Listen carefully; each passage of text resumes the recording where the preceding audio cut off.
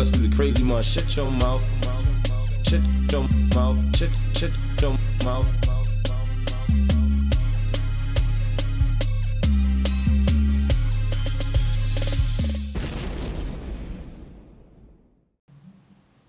What is going on, world? I am Wesley from Aconnectiontv, the one channel on YouTube where we actually adopt similar connections despite our differences and let me turn off my freaking S.4, which, by the way, is getting on my goddamn nerves because while I was away in Fort Lauderdale enjoying my vacation kind of life, my screen stopped working and therefore I wasn't able to use my phone for a day. But I have insurance on it, so I'm thinking that, or I'm not thinking, but I'm hoping that my deductible is not that crazy. Anyways, how are you guys doing? I am back from vacation. God damn it. And if you guys are avid watchers of Aconnectiontv, then this whole week you guys will be getting videos. And I've been getting all types of tweets and threatening messages from you guys about what you're going to do to me if you do not receive a video. And to be quite honest, I am actually afraid for my life, which is why I started off with The Walking Dead. I love watching The Walking Dead, and this particular review is going to be about episodes 12 and 13, Still and Alone. Now, you already know that I love me some Rick, I love me some Michonne, and I love me some Carl. I love their storyline. I'm into the whole Glenn storyline, minus the new characters.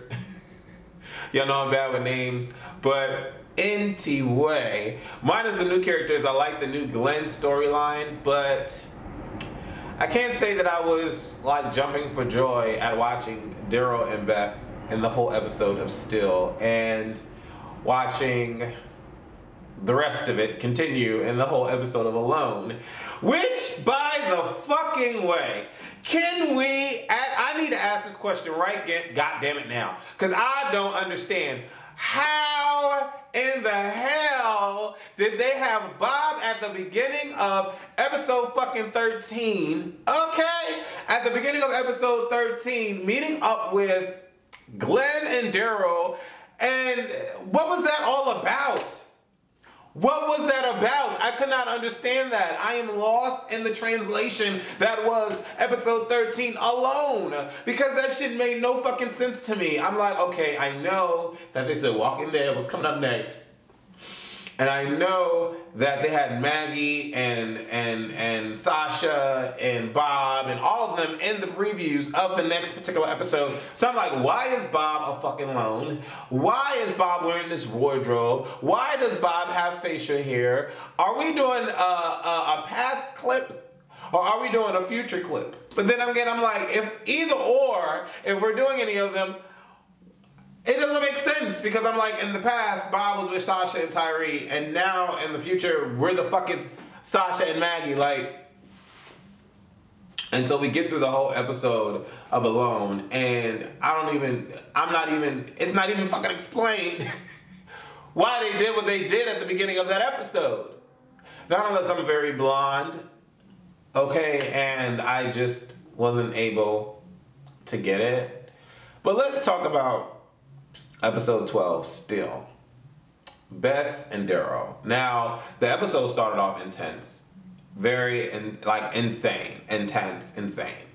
And they're running, and they come across an abandoned car with zombie bodies, like, all over the place, all out and about, or whatever the case may be. And I'm just like, okay, all right, what are they, okay. But then they're, like, running from zombies. So I'm like, okay, maybe a group of zombies, no problem. But they decide to get into the trunk. And I'm thinking to myself, this is a big-ass trunk, and both of them getting into it. But then I'm like, wasn't it a Cadillac? One of them long cars? So I'm like, okay, I guess. So they get in the trunk, and then they tie it down with, like, a shirt or a rag of some sorts. When I tell you that they must have been in that car for like 8 weeks, I'm thinking to myself, where the fuck did they piss? Where did they take a shit? You know, I'm like, what's going on? Because it's like they went through a rainstorm, then they went through the blizzard, then they went through the summertime, and then they come out, it's spring. I'm like, they was in that bitch for a long time. And, you know, to have to go through that and to know that it must have been like a gang of zombies, like at least 30, 40 zombies after their asses. That was just intense. But they come out unscathed. No shit stains, no piss stains. And I'm thinking to myself, all right, okay, you know, that's TV life for you. but they salvage what they can from the car, and they go on about their business. They decide to make a camp, I'm assuming not too far from where they just got out of the car. And, you know, they're tying up the rims and, you know, they're doing what they have to do. And then Daryl walks up to this rattlesnake, this big ass rattlesnake, kills it, and he skins it. And I'm thinking to myself, how are they able to eat rattlesnake? And I'm thinking, aren't rattlesnakes like the venom inside them? Like it just courses through the whole body. You know what I'm saying? But the way he just skinned it and I guess was draining it. I don't know how that works. And then he cooked it up and he was gristle. Beth was like, can we get some Dunkin' Donuts? Beth got on my whole fucking nerves. She got on my nerves. She was doing the ultimate most and not enough to be the host. Beth and her wanting to have to drink. Now, I'm sorry. I couldn't get the Bob relation between them. Bob, you know, was an alcoholic, but Beth has never been an alcoholic. I know she made some reference to her show about alcohol, but I'm like, is this really driving her to want to drink because her father spoke about alcohol? Like, I lost it. I was confused, and I was a bit annoyed, I have to admit, watching Daryl and Beth. I was a bit annoyed. I'm like, Beth, what the fuck? Like, I can deal with Daryl, but Beth, I was annoyed. And then her attitude was just piss fucking poor. She was like, all right, I just want to get a drink. I don't know why, but I just like have to. Like, I just have to get a drink. Are you going to get a drink with me? Daryl's just straight ignoring her, eating up the rattlesnake ass cheeks. And she's like, you know what? Fuck this. You take your rattlesnake dinner, and I'm just going to go get me something to drink. I want to drink some alcohol. I'm like, oh, what the fuck?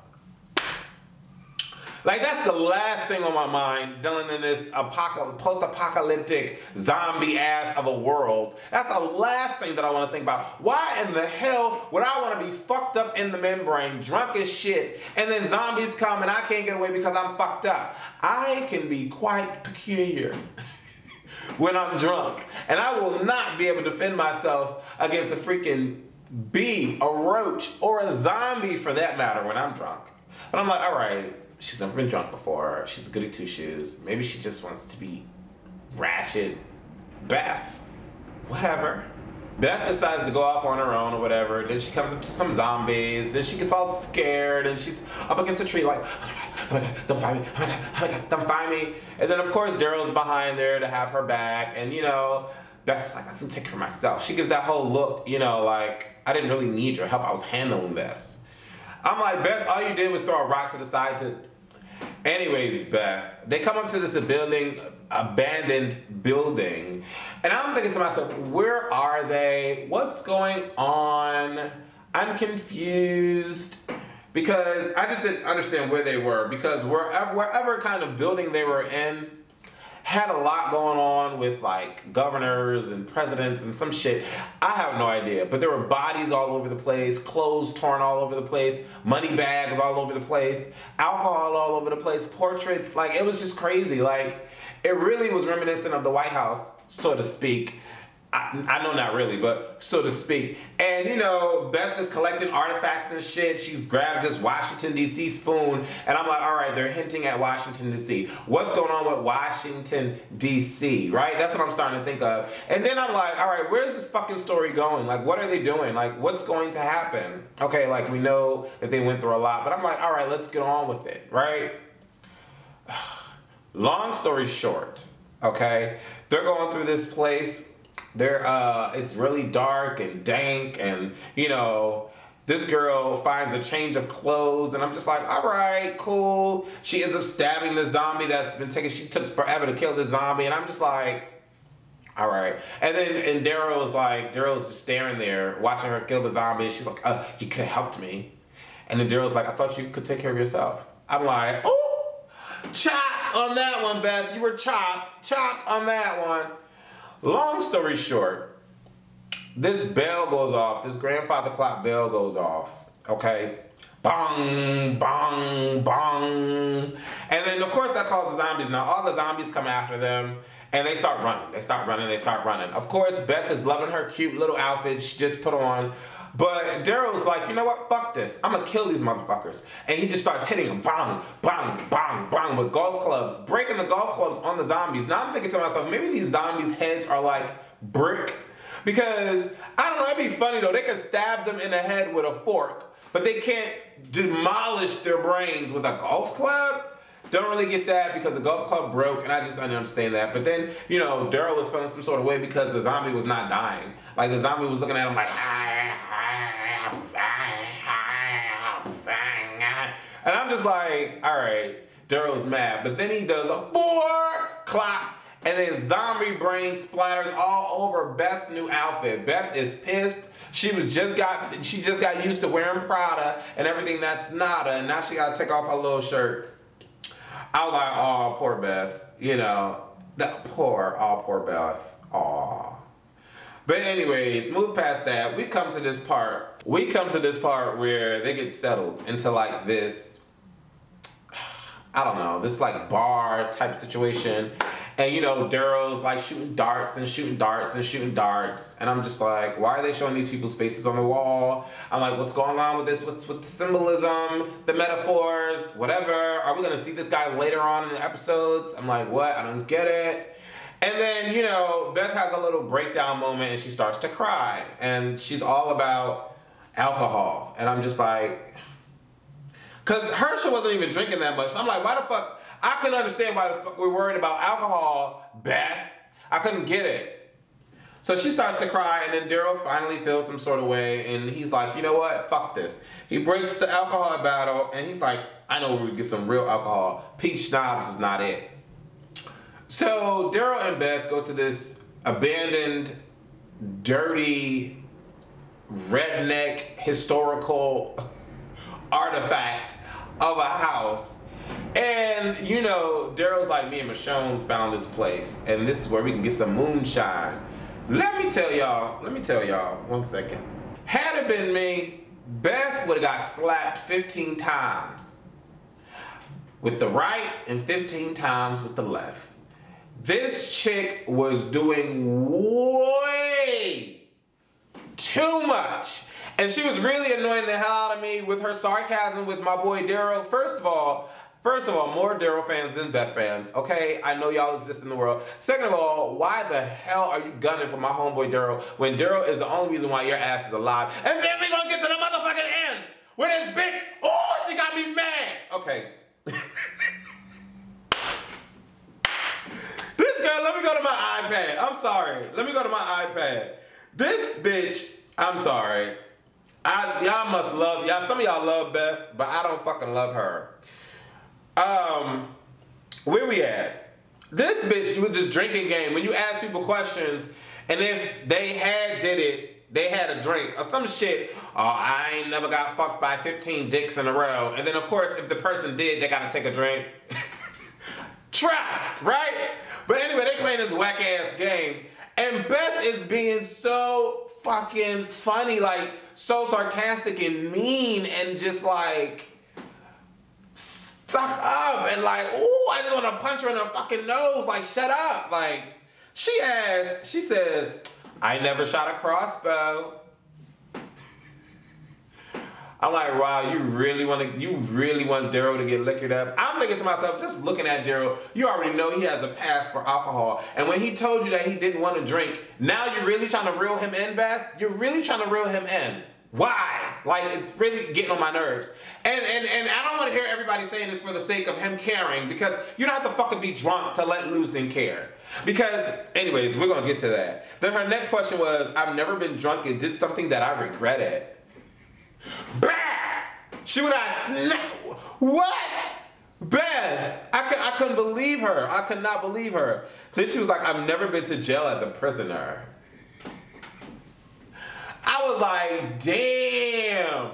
You really telling Daryl that his life fucking sucks. Damn. Really, Beth? Daryl gets upset.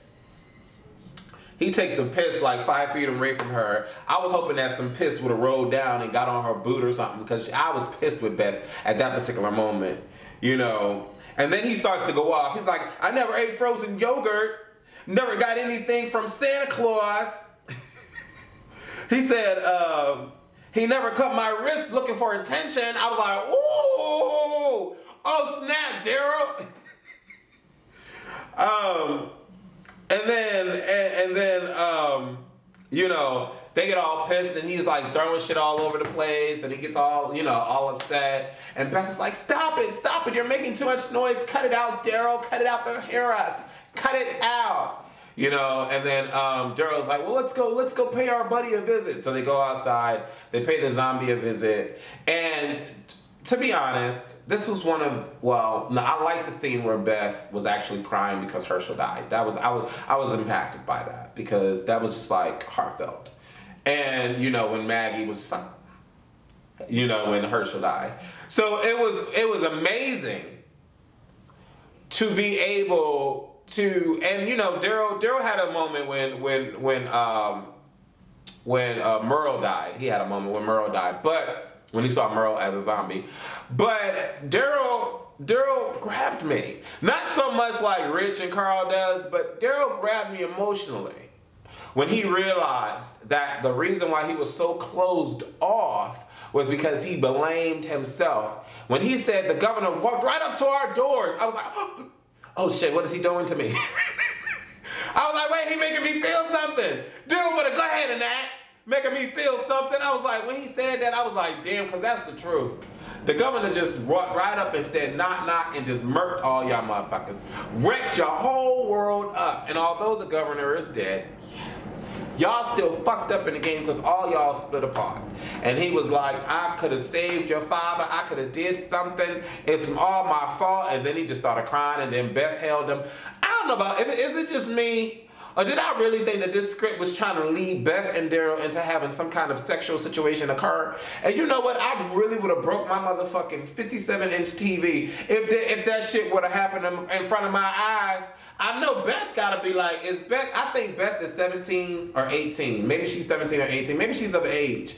But Daryl give me 28, 35-year-old tees. So I'm just like, I really don't understand that. It's really not making sense to me. But they hugged and he was crying like a bitch, and you know, I'm glad that they didn't kiss, and I'm glad that when she hugged him from the back, she didn't grab the penis. Like, I'm glad none of that occurred, right? So we get to the nighttime and they're better, they're cooler with each other and they understand each other now. They broke down and had a little emotional moment.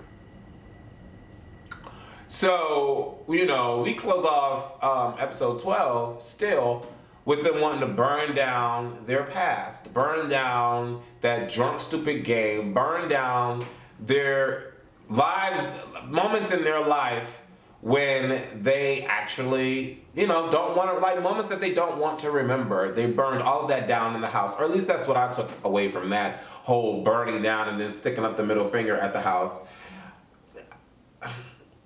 I thought that was interesting. Okay, now let's get to episode 13. Episode 13 was cool.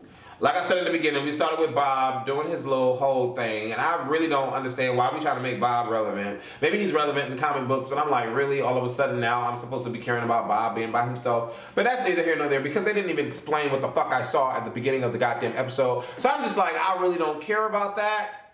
I really don't care about that, because the next scene we have Bob, Maggie, and Sasha being attacked in a foggy area of the woods. And, you know, Bob almost gets his shoulder chopped off, but he's like, no, they just got the bandage. And Sasha's happy that Bob didn't get attacked. And, you know, Maggie almost got clipped, but she really wants to go find her husband, Glenn. And then we move past that. And then they're just like, you know, we need to keep going. Sasha's like, fuck that. I want to hold a fort and I want to just take it up. I don't know nothing about no going to find Glenn. This shit is crazy. It don't make sense. I just want to get out of here. This whole terminus thing, I'm not for it. And I'm thinking to myself, okay, we come to the realization that Bob acknowledges and Maggie acknowledges that Sasha was scared. Whatever. I'm thinking to myself, terminus, I don't know. I don't know. The whole broadcast and calling people to come to Terminus, my mind is starting to wonder, because when Bob mentioned that, I'm like, that's where the fuck that broadcast came from, because, you know, they never went back to the broadcast, which aggravated the fuck out of me. They never went back to the broadcast, and I'm thinking to myself, okay, now we know what the broadcast was, but wait a minute. Wait a minute, what if they're broadcasting for people to come there to experiment on them and to give them the plague, the virus, to see how this virus actually works? What if this is some like Resident Evil facility and all my peoples, Rick, Carl, and everybody go into this goddamn Terminus because there's signs saying it's a safe haven and all this extracurricular bullshit, and I'm just like, what if they all get murked? Like, I'm not really feeling the concept, so I'm like, all right, I understand sanctuary, but then I'm like, I really don't trust this sign bullshit. You know what I'm saying? Like, people nowadays, you just can't trust them, right? So that's the whole story with Maggie, and then I'm gonna get into Daryl. I'm gonna get into that one, because they were going back and forth, playing, you know, seesaw back and forth with the storylines. But I understood why Sasha was upset. I understood why Maggie left, you know, after the whole fog attack. You know, they wake up, Maggie's off collecting firewood.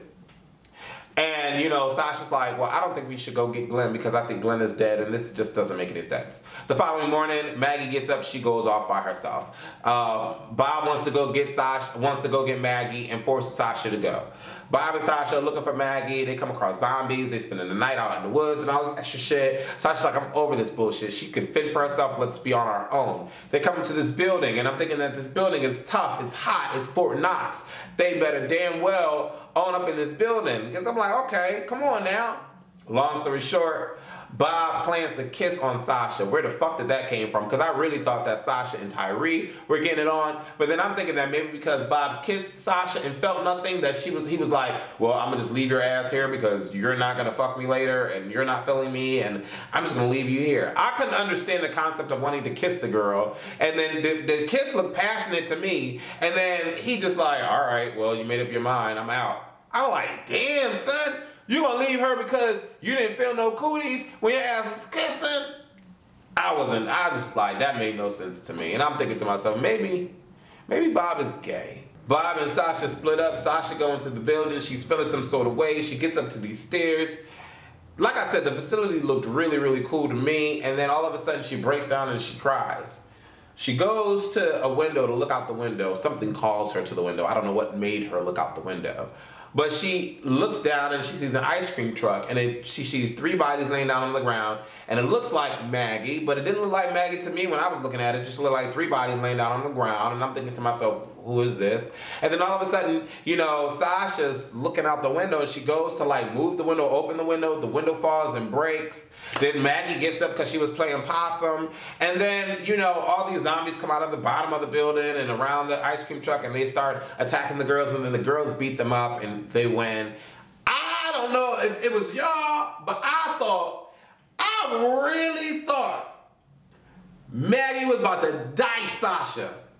I don't know if I'm the only one. I really thought Maggie was about to dice her. Her intensity and her ferociousness just came through her eyes, and she was like, you really think my husband is dead? You really almost got me killed. I'm about to murk you with my little sign/weapon holder thingamajiggy. I don't know if it was just me. Maybe it was just me, but I really thought that Maggie was about to dice her ass.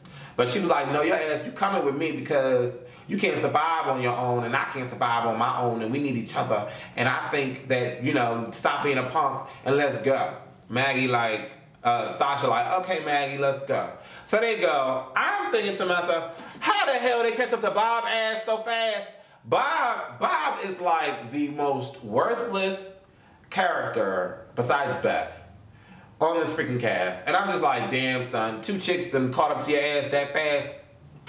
Whatever. So that closes off their story. Now let's get into this motherfucking Daryl and Beth. Oh my God. How, and first of all, how y'all gonna do all this stuff in The Walking Dead and only give me 3 more motherfucking episodes left?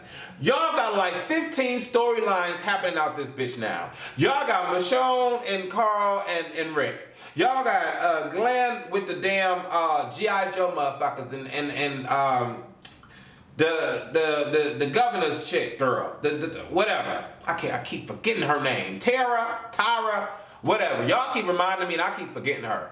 Then y'all got the storyline with Maggie, Bob, and Sasha. Then y'all got Daryl and Beth. Then y'all got Tyree, the kids, and Carol. Y'all got all these fucking storylines, and then y'all gonna have a nerve after Daryl and Beth done made up, and you know didn't fuck, but they made up. They ride or die. They got their backs, got their backs, I can't talk. Daryl is teaching Beth how to use the crossbow, how to defend herself. They find this funeral home. The funeral home is spotless, clean. Obviously, people have been in the funeral home. Obviously, I would not have wanted to be in that funeral home. Because for that funeral home to be as clean as it was, it says a lot to me. It says either there's way too many people here, or there is one lunatic motherfucker that, amongst all the chaos and destruction, seems to want to dress up zombie dead bodies and got this funeral home cleaner than the outside of the house. That was just all sorts of wrong for me, and I would not have wanted to stay in that house. I don't care how much jelly and peanut butter they had there. I don't care how much seasoning and paprika they had there. I don't care if they had a bed. That screamed trap more so than anything I've ever seen in The Walking Dead. Period. They throw up booby traps along the front entrance. They think they got this on lock. They prepare for, if the people that own the place to come, they prepare for them to come. Long story short, they reconnecting again. We already know that Beth and Daryl they here. They got each other's back. We already know that. Because while Beth was hunting, she got hit with a trap. And I thought it was one of the bed traps, but I don't even know what kind of trap it was. But it caught her ankle and shit. And Daryl giving her back rides and shit. So they cool. We got past this. We already had one whole episode of this shit. We don't need no more. That's what I'm thinking. At this point, get these motherfuckers to meet up and let's figure out what the hell is going on. Okay, so we get past all that. Night is here. They done put up a canned booby thing to make noise if someone trips the wire or something. So the booby trap thing come. Daryl opened the door, but Daryl opened the door from a lower level. I'm like, why he bending down? That's what I'm thinking about. And in these types of situations, you always gotta be, your head always gotta be alert. You know what I'm saying? Keep your guard up. You know what I'm saying? You can't just be like, oh, here kitty, or here doggy. First of all, the dog looked fucked up. Dog had like a droop ear and his eye was down here. I'm like, he got something. Ain't no way in hell this dog surviving eating off of zombie parts and he ain't a part of the race of zombies. What is he eating? Well, how is this zombie? And then the damn dog look like he got ticks and all sorts of shit's growing up under his balls. I'm like, why am I even trying to cuddle or cuddle with this dog? The dog is like, burr, burr, burr, and then he runs. So later on past that point, the front entrance rings again. And Daryl thinks it's the dog, but he's precautious or he's cautious and takes precaution, let me say that. And he goes to the door. Now I can't for the life of me figure out why he didn't hear all of I can understand why he didn't hear all that at the door. But he goes and opens the door, and of course he's surprised by like 30 zombies. He's like, Beth, let's go, Beth, come here, Beth.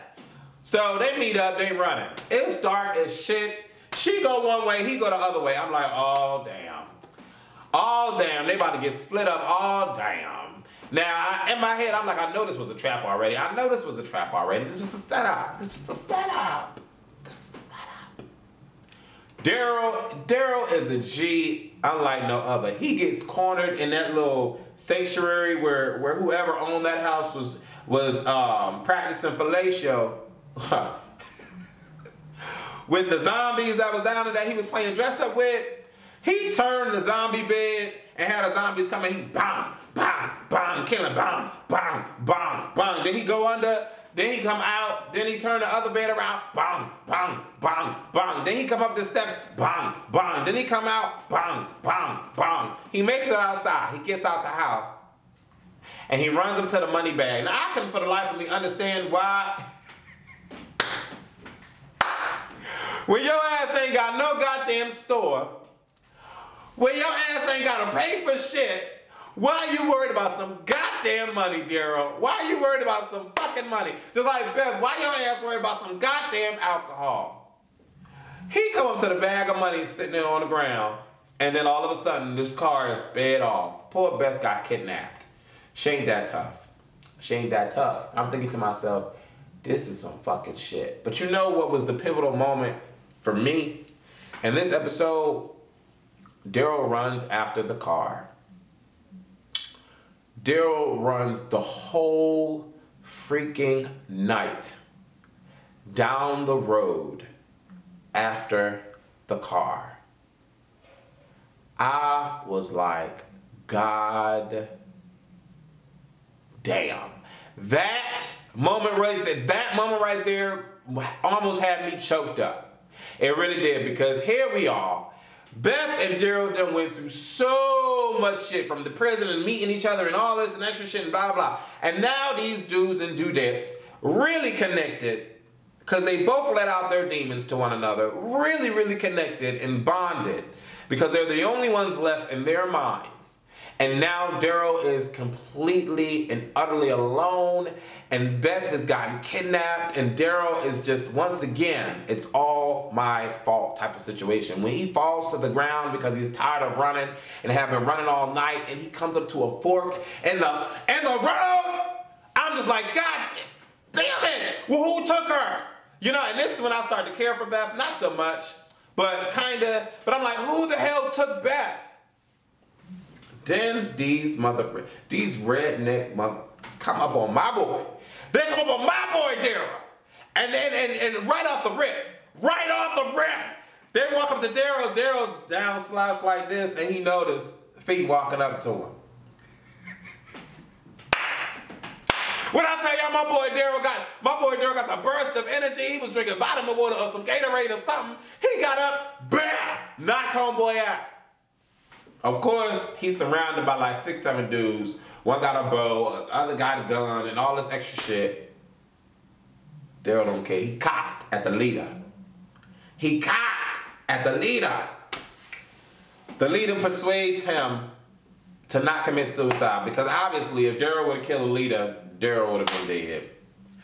But I'm like, all right, now we got a new storyline. What is this? Storyline number motherfucking 15, and y'all only giving me 3 episodes for 15 fucking storylines? Are you serious? And then I'm gonna have to wait another 5 to 6 months for this shit to come back on? I don't even know if it's gonna be that long, but I'm just saying, really? Are y'all fucking serious? I was annoyed. I was a bit annoyed. I was pissed. And I'm thinking to myself, what is Daryl thinking? Is he thinking that these are the guys that took Beth, or is he thinking that now he doesn't have to be alone? Is he thinking that these are a group of tough guys and he will be able to survive with them? Is he thinking he's all on his own? Like, I don't even know what is going through Daryl's mind, but I don't like the 15th storyline being added when I've only got 3 episodes left. I just don't like that. And then we close off both episodes with Glenn looking at the sign to go to Terminus. And of course, Maggie said that Glenn would go to Terminus if he were to see the sign, and obviously Glenn is going to head to Terminus because he thinks that Maggie is there. He has hope. He has faith.